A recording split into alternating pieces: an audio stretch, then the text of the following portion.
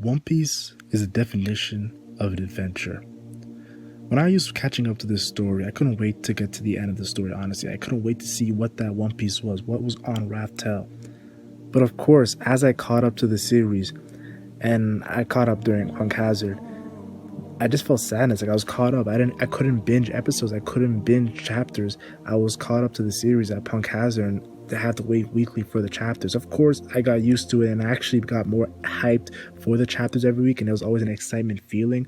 Like from Punk Hazard to Wano, I've been weekly with the chapters, so I've always had that hype feeling of can't wait to the next chapter for years on years.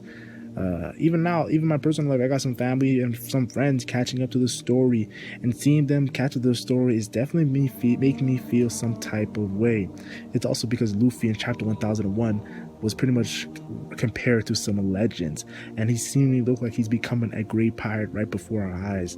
These things are making me happy and hyped up, but I can't lie to you guys, I'm not going to BS you guys. They're also making me a little bit sad, yo. I'm getting nostalgic, and I'm getting this feeling of the story is close to ending. Luffy's on his way to becoming Pirate King, and it's actually like we're closer to him becoming Pirate King to him pretty much in the beginning of the story, and maybe even time skip. Regardless of what you think, this story is an amazing story. I honestly think that One Piece is the greatest series of all time, and I feel like the end of One Piece is gonna be something that's just gonna take our emotions to a crazy roller coaster ride. This series changed my life, and I'm talking about how the end, the last day for Luffy, is going to be the most hectic day for us One Piece fans. Now, this is one of my most, how to say this, difficult videos to make, because I definitely got emotional making this video, but I definitely want to say, make sure you guys subscribe and turn on notifications, because I got a huge video coming out tomorrow, and of course, turn on notifications, like I said, you don't want to miss any of the 2021 uploads. Let's like this video, try to get this video to 300 likes, but let's just say, this video is definitely one of the hardest videos I had to make, so please watch to the end. Speaking of emotions, the One Piece story has pretty much two major emotions that I've noticed in these 1001 chapters and nearly 1,000 episodes. Of course, it's the laughter emotion. We've seen so many laughs, like villains have iconic laughs. This in the recent chapter, we see Kaido going ro ro ro ro and Big Mom going mama mama. Well, I'm not gonna do Big Mom's laugh. I'm not gonna do it. I'm not gonna make myself look like a fool. Okay, I already did it kind of, but still. What I'm trying to say is, you've seen so many iconic villains laughs, from Blackbeard Z ha ha to Whitebeard good or good. Like honestly, there's so many epic laughs in the One Piece story. And I feel like laughter is definitely one of the major emotions to the One Piece story. I've laughed at a couple things that just like was so funny. I remember there's one anime only scene where Luffy and Frankie are talking, and I'm like, what's going on? And after every arc, there's always a party, and that party, there's straight laughter and shenanigans going on. Now, I do want to say this, there's also Usopp, Chopper, and Luffy who are always laughing and making jokes and just goofing off. But another emotion is tears, and we've seen this pretty much in the Straw Hat Pirates a lot too, especially like with Zoro early in the story with Mihawk and telling Luffy that he's gonna never lose again. Is that okay, Pirate King? Or Nami when Luffy puts that Straw Hat Pirate on her. Like that is that iconic moment in the East Blue, kind of cementing One Piece as a legendary series. Then, of course, we got Sanji. When he's leaving, of course, the Barte, he bows down to, of course, Zeph, who did so much for him, who ate his own leg for him. Like, that is just crazy to think about. Of course, we have Usopp when he returns to the Straw Hat Pirates, and Luffy and Usopp in that moment of just straight tears. And Chopper and leaving Drum Kingdom in the cherry blossoms, of course, with Hideyoka and Korea, just so emotional.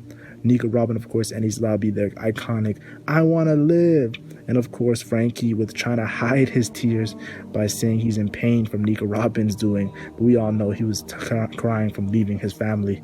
And then of course Brook, who's crying because he's glad to be alive. That was such an epic moment at the end of Thriller Bark. Now of course the newest Straw Hat Pirate member Jinbei also had a sad moment, a crying moment after he told the story to Nami and Nami forgave him. Jinbei just straight tears in that moment. And Yamato in the flashback with Ace telling Yamato what Luffy said, and Yamato crying because of the same thing that Roger said. Tears and laughter, something that are coincide with this amazing story known as One Piece. And just how I focus on these Straw Hat Pirates and their tears, the Roger Pirates definitely had their share of emotions, and especially tears. I remember an iconic moment of Roger and Rayleigh crying when Roger pretty much talks to him, puts his hand on his shoulder during the flashback. That was something that I've always wanted to know. Like, what's more to that detail? We know Rayleigh's crying because they've been through so much. Like, that's pretty much Roger's first crew member, the Dark King. Of course, Shanks cried at the execution, just like Buggy. Shanks and Buggy were in tears at the execution because that was their captain. Like that, and it looks like Shanks was actually at Locktown when Roger died. So definitely epic stuff right there from these two guys who became legends, a Warlord and a Yonko. But even going back to Kozuki Oden and his flashback, when he finds out about Roger's death, he's crying and then he goes straight into laughter in a sense. And just like he's just thinking back on Roger and his legendary man that he followed. Definitely such a crazy moment because Kozuki Oden was making himself look like a fool dancing, and then he finds out about Roger and he just goes into straight tears because this great man has passed away and this new era has started because of Roger. But going back to Rayleigh, how I started off this whole Roger Pirates thing, he's crying when he sees Luffy and how Luffy is after the time skip and Luffy entering that new world and Luffy saying thank you. What I'm trying to say is these tears that Rayleigh had for Roger transferred all the way to Monkey D Luffy, the future Pirate King. And I feel like this is definitely something very, very important when it comes to emotions in this amazing story as One Piece.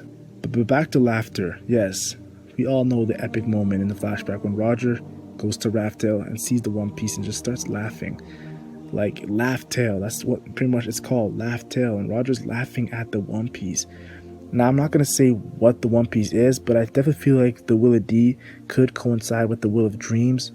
And Inherited Will is definitely a very pivotal moment in this One Piece story when it comes to always bring up Inherited Will, the Will of D.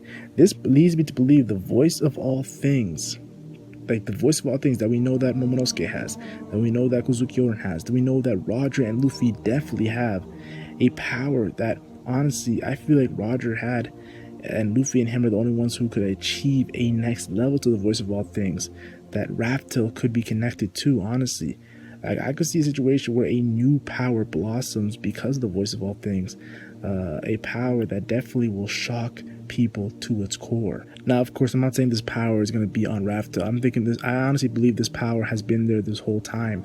We see moments of Luffy judging character. Like Miyok said, Luffy just knows how to bring people to follow him. He has a whole Grand Fleet with him, and Luffy like has enemies even following him. And I feel like Luffy also, when he's scaling people's powers and ability, like you're very strong. He always says that. Even said that recently to Okiku and Wano. Like Luffy always likes to scale people and how powerful they are just by looking at them. I think that's very, very cool. But I feel like Luffy will see, with the voice of all things, will see one's heart in a sense with this new power and ability. And I wouldn't be surprised if Luffy has a moment with Rono or Zoro, his vice captain, who joined him way back, and said, "Are you ready? I'm ready to join you, Captain." I wouldn't be surprised if Zoro is extremely shocked and taken back of Luffy looking into his heart and mentioning Kuwait. If Luffy talks about Kuwait without even knowing nothing about Kuwait, that will shock Zoro, and that will definitely be one of the most iconic moments. A character from Chapter 5 flashback who rarely gets mentioned, like rarely, only if the Chigi gets brought up. So what I'm trying to say, Luffy talking about Kuwait to Zoro and talking about the duel between Kuwait to Zoro without Zoro ever telling Luffy that on Raftail, I think will be one of the greatest moments in One Piece. Zoro in tears to his captain, because let's be honest, when Zoro cried to Luffy, I'm never gonna lose, that was such an epic moment, gave me chills. To see Zoro again at the end of the story crying to Luffy, the world's greatest swordsman who has achieved his goal for Kuwait, and then having Luffy discuss this with him and kind of be like a final gift that Luffy gives Zoro, in a sense, a farewell gift from Luffy. Man, oh man, I think that's definitely a moment in which we will see tears, not just from Zoro. I think we will see tears from the fans as well. Now, another speculation I have when it comes to the final day of Luffy's pirate life, I wouldn't be surprised if Luffy, after going on Raftail, after finding the One Piece, and after that final war is complete, once the One Piece is found, that Whitebeard said, I wouldn't be surprised if Luffy, after going to Raftail, returns to Raftail by himself without any of the Straw Hat Pirates and actually stays on Raftail. I wouldn't be surprised if he stayed on Raftail and waits for the next pirate who's on his level, who's on Roger's level, who's on Joy Boy's level. And that next pirate, I think he would give the Straw Hat to that next pirate. Now, that Straw Hat I'm talking about is the Straw Hat that he got. Pretty much, you all know that Shanks gave Luffy his Straw Hat.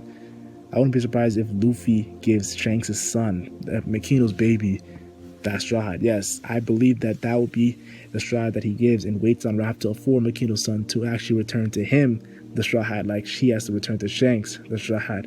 And maybe the situation where he will never be able to return that Straw Hat to Shanks because of Blackbeard. Who knows? But what I'm trying to say is there's definitely a lot of connections I see and speculations I have when it comes to the final day for One Piece. Now, a lot of you guys are probably going to be in the comment section saying, okay, you're speculating this. You don't have a lot of evidence for speculating this. Well, I'll be honest here, I've made multiple videos where I speculated something and it actually came true, but I never talk about it. Like, I have so many more. I remember I literally made a video on the Straw Hat Pirate, a secret power of the Straw Hat Pirate, or a secret about the Straw Hat Pirate in a sense. And like 2 years later, a huge straw hat was seen in Mary Joelle. Like, I know people give me flack when I say these things, but then later on they actually come true, and people like mention on the other videos, oh, you actually got it true. What I'm trying to say is One Piece is a story that has changed my life. I started watching One Piece as a teenager, and I'll be honest, I wasn't really a big fan of anime. Like, I only watched Dragon Ball Z growing up. What I'm trying to say is I fell in love with One Piece after 10 episodes. I literally said it was amazing after 10 episodes. I actually watched it as a joke, like just to see what all the hype was for. And now I'm at the point where I can't wait for it to end. Like, I'll be honest here. Yes, it's nostalgic. I'm getting a little sad when it ends, but I still can't wait for it to end, because I know how amazing rereading the story and rewatching the story from beginning to end as a whole story. Like, you'll having that experience will never be, you can't explain that. Like, Hunter x Hunter is an amazing story that I enjoy, but I will never be able to read Hunter x Hunter from start to finish, like from the beginning to end. Like, that'll never happen. That's why I feel like the Hunter x Hunter anime is actually a good anime, because it has closure compared to the manga. But what I'm trying to say is this: stories needs endings. And yes, I'll be sad that it ends, but that ending is still needed, because without an ending, the story is not complete. Honestly, One Piece, like I said, it's goated. It's the GOAT piece in my personal opinion. And what I'm trying to say is I make videos just to discuss it, guys. Like, I never ever titled a video a theory or said I'm a theorist or some sort of One Piece theorist or One Piece power scaler. I just make One Piece videos. I just talk. I turn my recorder on and I talk about One Piece, and you guys enjoy that, and I comment with you guys and I talk about things in the comment section. What I'm trying to say is I never really stress, like, when it comes to my content, I just would like to talk about One Piece. For years, I've been doing this for like multiple years. I never really stressed on like pretty much saying, oh, I'm a theorist, or I do this, I just talk about One Piece, guys. That's it. I joined YouTube just to talk about One Piece, and I'm leaving YouTube just to talk about One Piece. That's my story when it comes to LegendMac. But let's not get too deep and emotional. This is just another video I thought I'd make, and I got a huge video coming out tomorrow, so turn on notifications. But like and share if you enjoy. Like and share only if you enjoy scrapping One Piece content. I'm the LegendMac, and I'm gone.